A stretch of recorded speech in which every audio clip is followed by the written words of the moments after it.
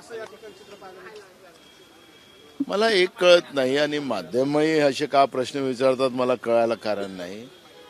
ज्या प्रदेशाचे गेल्या 10 वर्ष निवडणुका होऊ दिल्या नाही, स्वयंभू विश्वगुरु देशाचे प्रधानमंत्री यांनी जो आव आणला होता जम्मू काश्मीरच्या बद्दल, तो निकाल आलेला आहे. त्याही निकालाला या ठिकाणी मोजलं गेलं पाहिजे. आणि राहिला दुसरा महत्वाचा हरियाणाचा प्रश्न.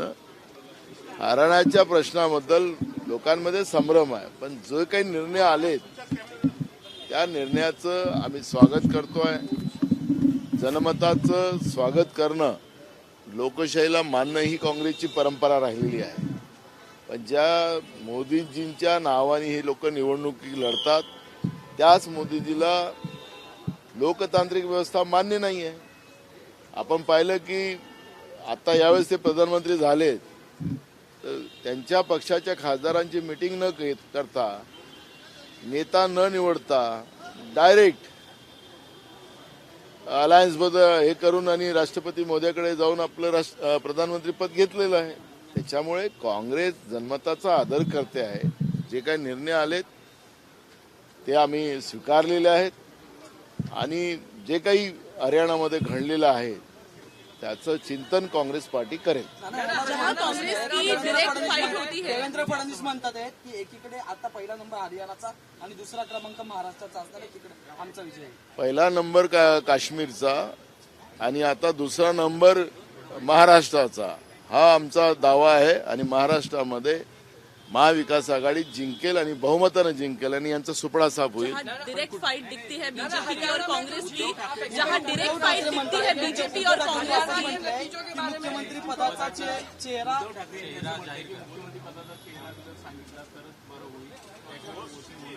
ते मला ते काय बोललेत मला माहिती नाही. हायकमांड सगळ्यांनी चर्चा करावी आणि त्या पद्धतीचा निर्णय करावा. मला त्याच्यावरची कुठली प्रतिक्रिया द्यायची नाही. डायरेक्ट फाइट दिखती है बीजेपी की.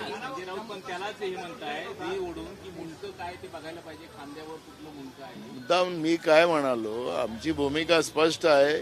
हायकमांडमध्ये त्यांचं डिसिजन व्हावं आणि त्या पद्धतीचा त्यांनी निर्णय घ्यावा. त्याच्यामध्ये मी काही प्रतिक्रिया देणार नाही. संजय राऊत काय बोलतात त्याच्यावर मला प्रतिक्रिया द्यायची गरज नाही. जहां डायरेक्ट फाइट दिखती है. सेम प्रश्न. काही परिणाम होण्याचं कारणच नाही. महाराष्ट्र शाहू आंबेडकर विचाराचा महाराष्ट्र आहे. छत्रपती शिवाजी महाराजांच्या विचाराचा महाराष्ट्र आहे. या महाराष्ट्राची जिगत सत्तेमध्ये बसलेल्या लोकांनी केलेली आहे. तो महाराष्ट्र कधी विसरणार नाही. कर्जामध्ये महाराष्ट्र डुबवला, महाराष्ट्र विकला, महाराष्ट्र द्रोहींना महाराष्ट्रातली जनता साथ देणार नाही, हे चित्र आहे. आणि म्हणून सरकार प्रलोभनावर प्रलोभन, कॅबिनेटमध्ये म्हणजे जे खऱ्या अर्थानं जे काही निर्णय होऊ शकत नाही अशा पद्धतीचे निर्णय घेऊन जनतेला प्रलोभन देण्याचं काम जे करताय, म्हणजे हे सरकार हारते आहे. आणि म्हणून तो लॅकुना पूर्ण करण्याचा एक प्रयत्न, अयशस्वी प्रयत्न सरकार करताना आपण पाहतोय. त्यामुळे हरियाणा आणि महाराष्ट्र या दोन राज्यातलं सामाजिक आणि राजकीय परिस्थिती वेगळी आहे आणि महाराष्ट्र महाविकास आघाडीच मोठ्या फरकाने जिंकेल हा आमचा दावा आहे. जहां डायरेक्ट फाइट दिखती है.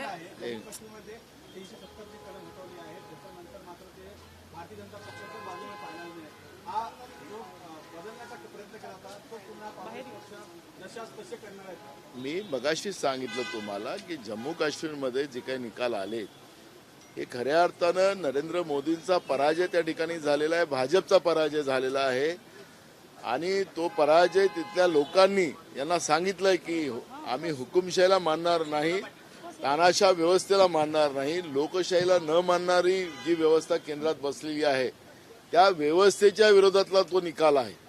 त्यामुळे मी मगाशीच उल्लेख केला कि आता आम्ही जम्मू काश्मीर जिंकलं, आता महाराष्ट्र आम्ही मोठ्या फरकाने जिंकू. जहां डायरेक्ट फाइट दिखती है बीजेपी और कांग्रेस की आप साथ और आमने सामने, कहीं ना कहीं दिखता है कि कांग्रेस कमजोर पड़ गया. हरियाणा में वही देखने को मिला है. कैसे आप आगे जाएंगे इन इलेक्शंस में महाराष्ट्र के संदर्भ में? महाराष्ट्र की राजकीय परिस्थितियां अलग है और हरियाणा की राजकीय परिस्थितियां अलग है. महाराष्ट्र में शाहू फुले अम्बेडकर विचारधारा है छत्रपति शिवाजी महाराज की विचारधारा का महाराष्ट्र है। आपने देखा होगा कि 2 दिन पहले कोल्हापुर में हमारे नेता राहुल जी आए और उस कार्यक्रम का मैसेज आज महाराष्ट्र की जनता को बड़े पैमाने में गया है। मालवन में हुई घटना, जो नरेंद्र मोदी जी ने जिस तरह से शिवाजी महाराज जी के पुतले से पुतले के माध्यम से छत्रपति शिवाजी महाराज का जो अवमान किया है, तो महाराष्ट्र कभी नहीं भूल सकती। जिस तरह से गुजरात को महाराष्ट्र के सब उद्योग देने का काम किया गया, महाराष्ट्र को एटीएम बनाने का काम बीजेपी ने जो किया है गुजरात के लिए, ये महाराष्ट्र की जनता नहीं भूलती। आपने देखा होगा कि राज्य के मुख्यमंत्री दावोस गए थे, वहां पे भी कर्जा करके आए, उनको नोटिस भेजना पड़ा महाराष्ट्र सरकार को। महाराष्ट्र सरकार ने यही लास्ट बुधवार को 30,000 करोड़ का ओवरड्राफ्ट किया है, कर्जा लिया है। कर्मचारी के पगार देने को इस महाराष्ट्र में नहीं है, योजना चलाने के लिए पैसे नहीं है। आपने देखा होगा कि आज कॉन्ट्रैक्टर का आंदोलन महाराष्ट्र में शुरू है, ये उनके हजारों करोड़ रुपए के बिल सरकार के पास देने के लिए पैसे नहीं है।